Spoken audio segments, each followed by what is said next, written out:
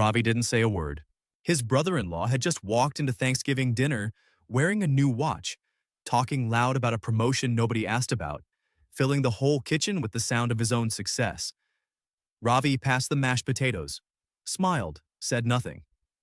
3 weeks earlier, alone in his apartment at 11 at night, Ravi had refreshed his brokerage account and watched a number cross a line he'd been chasing for 6 years. He didn't post about it. He didn't tell his brother-in-law. He didn't tell anyone. He just closed the laptop and went to bed. That's the part nobody warns you about. Real wealth doesn't announce itself. It doesn't want an audience. In fact, the more it grows, the quieter it usually gets, which means the version of getting rich you've been picturing your whole life, the loud one, the flashy one, might actually be the version that keeps most people broke the longest. Here's a question that should bother you a little. What if the two people at your last family dinner who talked the least about money were the only two who actually had any? And here's the second thing I'm not going to answer yet. There's one number sitting on your bank statement right now that, if it's shrinking every single month while your paycheck stays exactly the same, means you are already becoming wealthy, whether you feel like it or not. I'll show you exactly which number that is, but first, you need to understand why wealth hides. By the time this video ends, you'll be able to look at your own life, your habits, your bank app, the way you talk at parties, and know with real certainty whether you're one of the quiet ones. 10 signals. Some of them will feel good. A couple of them are going to sting a little because they'll describe you exactly as you are right now, not as you wish you were. This isn't a video about passive income hacks or some millionaire mindset trick you haven't heard yet. It's closer to a diagnostic. Financial independence, real financial independence, rarely arrives as a single event you can point to on a calendar. It arrives as a pattern you were already living inside of for years before you had the language to name it. So instead of chasing a number, we're going to look for the pattern. If even 6 of these 10 describe you, you're further along than your bank app is telling you. Let's start with the one that costs nothing and shows up first. I used to think discipline felt like fireworks. It doesn't. It feels like nothing at all, which is exactly why people miss it in themselves. The first sign is this. Your lifestyle stopped rising every time your income did. Somewhere in the last year or two, you got a raise, and instead of upgrading your apartment or leasing something nicer, the extra money just disappeared into an account you don't check very often. You didn't decide this with some big dramatic willpower moment. You just noticed one day that spending more didn't sound exciting anymore. It sounded like a chore. James Clear writes about this in Atomic Habits. That real change rarely looks like a single decision.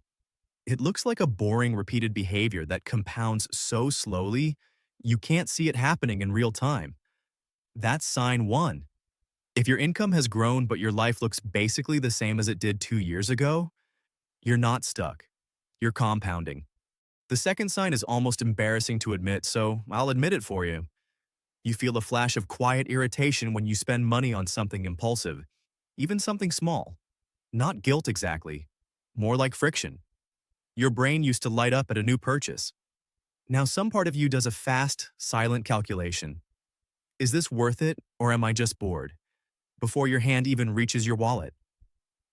People who are becoming wealthy develop this internal alarm without ever installing it on purpose. It just shows up, uninvited, somewhere around the time your savings account starts feeling more real than your closet does. Now here's a reward for staying with me this long, because you've earned it.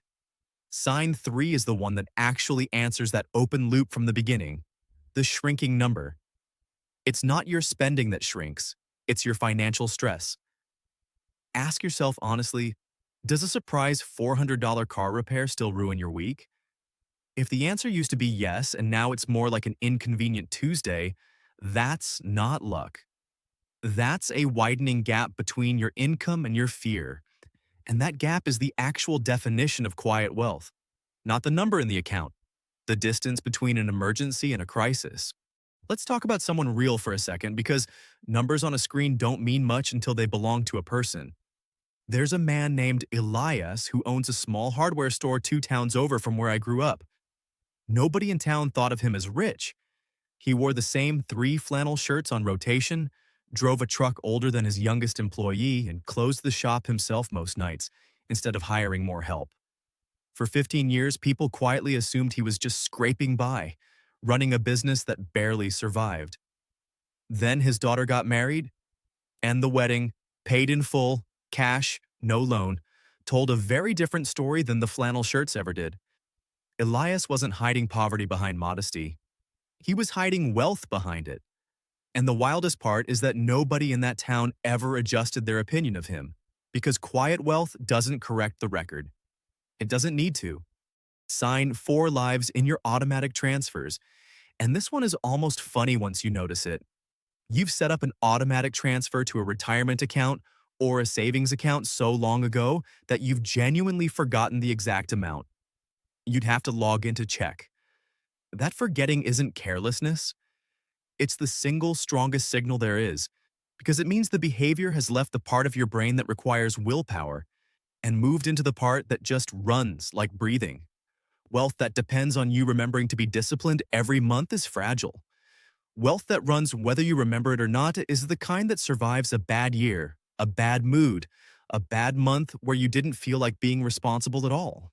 Here's the reframe, and it's the one that changes everything else on this list. You've been taught that financial freedom looks like relief. Big, dramatic, movie scene relief the moment you finally breathe out. But for most people who actually get there, it doesn't feel like relief. It feels like nothing.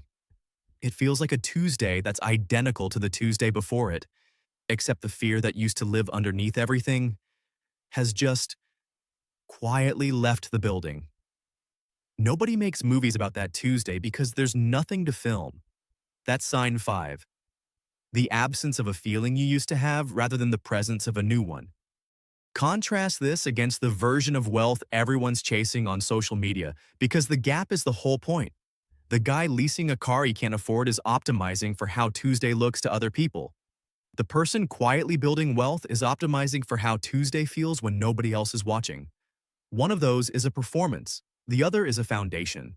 And performances need constant maintenance. New watch, new car, new vacation, every single quarter, just to keep the story going. Foundations don't need an audience at all.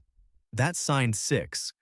You've noticed that some of the people who used to impress you financially seem to be running faster and faster just to stay in the same place.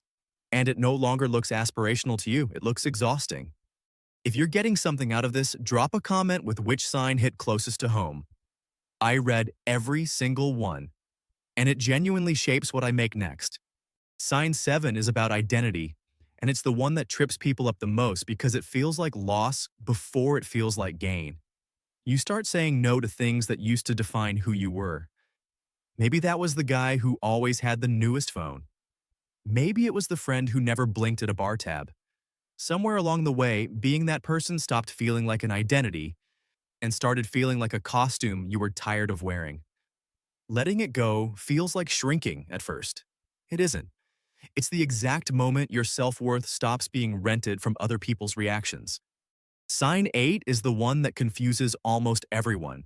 So let me put it plainly. Your checking account can look completely unimpressive while your actual net worth quietly climbs. People obsess over the number that sits in the account they spend from because that's the number they see every day buying coffee, paying rent. But that account was never supposed to grow. It's a pipe, not a reservoir. The real number lives somewhere boring. A retirement account, an index fund, equity in something you built slowly. Almost every genuinely wealthy person you'll ever meet keeps a checking balance that would look, on its own, almost unimpressive. Not because they're struggling, but because they've trained the money to leave before it can be spent, moved somewhere it can grow instead of somewhere it can be tapped on a whim. If your checking account humbles you every time you glance at it, but your net worth statement tells a different story, that's not a contradiction. That's the design working exactly as intended. Think about your own coworkers for a second, the ones you actually know well enough to talk about money with, even a little. There's usually one who mentions their 401k contribution the way other people mention the weather. Flat, unbothered, almost bored by it. And there's usually another who talks about money constantly, loudly, anxiously, always circling the same subject without ever quite landing on peace. It's rarely the loud one who turns out to be ahead. Anxiety about money and actual wealth are almost unrelated variables. Sometimes they run in completely opposite directions, and once you notice that pattern in the people around you, you start noticing it in yourself too. Which conversations you've stopped needing to have, which ones you still can't stop having. Sign 9 circles back to Elias and to Ravi, and honestly, to a version of you that other people have probably already started underestimating. You've become boring to people who used to envy you. They expected the new car by now. They expected the bigger apartment, the flashier vacation photos, the proof. Instead, you gave them nothing to react to. Some of them quietly moved on to someone louder. Let them. Boring to the wrong audience is often just the visible surface of something they can't see and we're never going to understand anyway. There's a specific kind of silence that happens at a family dinner when someone asks how you're doing financially and you just say, fine, and change the subject. Not out of shame, but because there's genuinely nothing dramatic to report. No crisis, no windfall. Just months stacking quietly on top of other months. People who are used to drama from you will read that silence as decline. It almost never is. It's usually the opposite. It's what stability sounds like from the outside, and stability has never once been interesting to watch. Sign 10 is the one that actually predicts everything else on this list before it happens, which is why I saved it for last. You've started thinking in decades instead of paychecks. Somewhere in the last couple of years, your internal clock shifted. You stopped asking, can I afford this today? And started asking, does this still make sense in 10 years? That single shift in time horizon, from days to decades, is, according to almost every serious study on long-term financial behavior, the single strongest predictor of who ends up wealthy and who doesn't. Not income, not intelligence, not even luck. Just the length of the ruler you're using to measure your own life. And here's the pivot, the thing that should genuinely unsettle you in a good way. Everything on this list is invisible by design. That's not a flaw in the system. It is the system. Wealth that's visible is wealth that's being spent on being seen. And every dollar spent on being seen is a dollar that stopped compounding the second it left your account. The quiet ones aren't hiding because they're humble. They're hiding because loud costs money and they'd rather keep theirs. So if you read through those 10 signs and felt a small private flicker of recognition, not pride exactly, something quieter than pride, that flicker is real information. It means the boring choices you've been making, the ones nobody claps for, the ones that don't make it into anyone's highlight reel, are actually working. Nobody's going to throw you a parade for an automatic transfer you forgot about. Nobody toasts a shrinking stress number at Thanksgiving dinner. And maybe none of the 10 described you yet. Maybe you read this whole thing waiting to recognize yourself and mostly recognized who you aren't. Not yet, anyway. That's fine. That's actually the honest starting point most people are working from. Wealth building isn't a personality you either have or don't. It's a handful of small, unglamorous decisions, repeated past the point where they stop feeling like decisions at all. The version of you that finally sets up the automatic transfer, that finally stops explaining purchases to people who were never going to remember the explanation anyway, that starts measuring life in decades. That version doesn't show up all at once. It shows up the same way everything else on this list showed up. Quietly. On some ordinary Tuesday you won't even remember afterward. But 5 years from now, 10 years from now, you'll be the one quietly passing the mashed potatoes while somebody else fills the room with noise. And you'll know, the way Ravi knew, the way Elias knew, exactly what that silence is actually worth. If this inspires you, like it. Share with your closed ones so they can benefit from it too, and subscribe to continue this journey with me.